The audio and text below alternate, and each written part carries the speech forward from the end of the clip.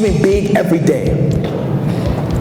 I have this big dream to impact 100,000 of you by the year 2020. He actually makes you think about how life is, and he makes you think about your actions, and you actually start to think about how positive everything's going to be if you actually start to be more positive yourself as a person. Tell yourself this before you get on the basketball court, before you go to the cheerleading competition, before you play that soccer match. Tell yourself that I could do it. That's what it means when you think positive. You're telling yourself that I can make this happen for me. He gives you good outtakes. He makes you think about things you really want to do, things you want to become. Not just what you want to become, but what other people want to become also in life.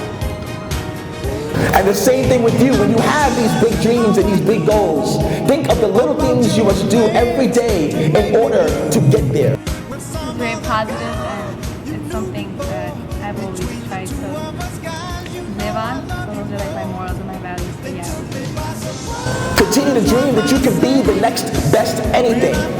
That you can be that millionaire. That you can be that lawyer, that judge, that teacher, that congressman, that policeman, that activist.